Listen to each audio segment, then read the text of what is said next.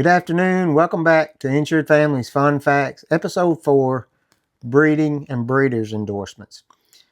Today, we want to go over that question that we get very often is, hey, I've got a stallion or I have a mare, whether it be performance horses or whether you have them for breeding, what can we do to help offset the loss that we might have in the value of that horse as a breeder? That's a very good question. Let's start out with stallions. So with stallions, you've got policy, and these, keep in mind all these, whether it be any of the endorsements, they have to come on top of that broad form base mortality with emergency colic surgery. So these are endorsements, not standalone. So take stallions. So stallions policy is going to be called an AS&D or an accident, sickness, and disease. These aren't carrier specific, so they may be called a little bit different for some of our other carriers. However, there's going to be a couple of things, a couple prerequisites. So when we're filling out the application for a stallion, AS&D, we're going to have to show to the carrier that we have a proven breeding or proven fertility for that stallion and or a vet certificate.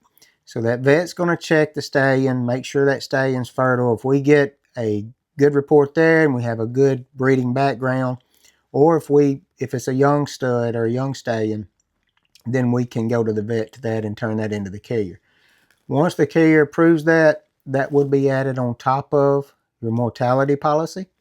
There would be coverage there for the fertility of that stallion. And you say, okay, what's going to trigger coverage? What can happen? If my horse gets hurt in the arena, stallion or mare, and can't breed any longer, then you would have coverage there. So with the stallion in particular, what you're going to be looking at is an accident, a sickness, or disease. So you're going to have an agreed value between you and the carrier.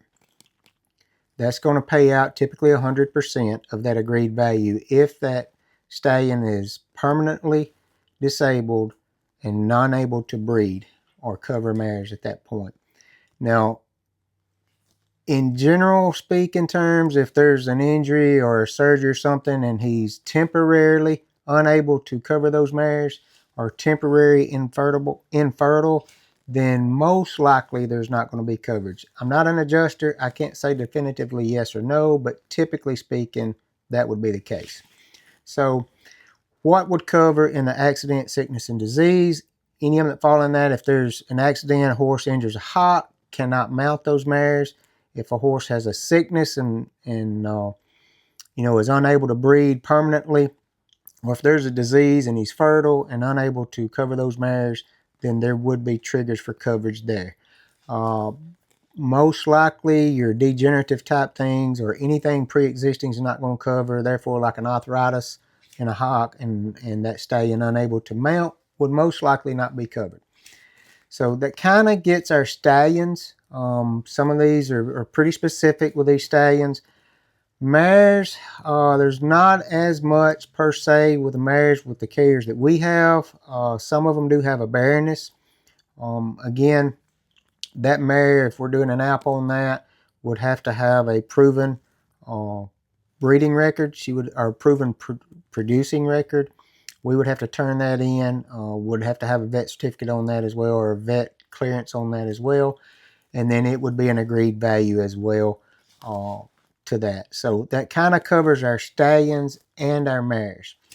So a lot of people say, hey, if I've got those stallions and I've got those mares and I'm running a breeding program, I can get a lot of money tied up in trying to get a mare bred. I know I had that happen for myself. But there is a way that you can offset that or protect yourself against losing that asset or that investment that you have with those foals, and that would be a pro foal or prospective foal. Now, a pro foal and a prospective foal, very similar to the stallion and the mare. We're going to have a vet certification that foal's in utero 42 days. We're going to have to make sure that foal or that foal in utero is healthy, and then we can submit for coverages there. They're going to also do some IgG levels from the mare. So there's several different things that would happen there to ensure that carrier would accept that endorsement. If the carrier accepts the endorsement, that's added to the policy. The mare would have to have a mortality policy to be able to add that pro foal to it as well. So not being carrier specific, but there are some of our carriers that, you know, are going to add an extension on. So in other words, that pro foal is going to give you a live birth. So if you have some of the triggers, you know, if that mare slips that foal or absorbs that foal, or if there's twins, uh, you know, anything like that, it's going to trigger coverage in that. If there's a stillborn, that's going to have coverage there. If you look at past that, so what we're looking for in that pro foal is for that baby to hit the ground and to be nursing. All right, there are extensions that apply to that. Carriers are different with that we have. So some of those you can get 7-day extension, you can get a 30-day extension. There's a 90-day extension, and then we can get a 365-day extension. So a pro foal policy could actually take you up to 365 days past live birth. So that's one thing kind of to keep in mind with that. Also, there's different ways you can cover that baby once it hits the ground, whether it be an extension onto that pro foal policy itself, or whether it be, hey, we're at 90 days, 91 days, let's take out a mortality policy for that foal. So there's several different ways there that we can cover that mare, or can cover that foal or that baby. We certainly can cover those mares, and we can cover those stallions. So to answer that question, if that concern is, hey, I have a stallion or I have a mare, we're performing, and in today's world with all the futurities across all the disciplines, racehorses and all, you get into a lot of money tied up into buying bloodlines. I'm buying this mare because she's bred this way.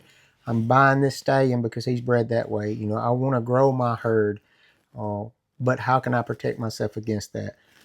Some of these breeding endorsements is a great way to offset the potential loss that you may have from a stallion that's performing, or a mare that's performing that you cannot breed, in the event of an accident, a sickness, or a disease. So keep that in mind. There is a way that you can cover that and help you guys offset the potential loss that may be there. Certainly do not have to add it to your mortality policy, but there is an option there if you're worried about it. I appreciate you guys joining us today, and I hope you're enjoying these educational videos we're putting out for you.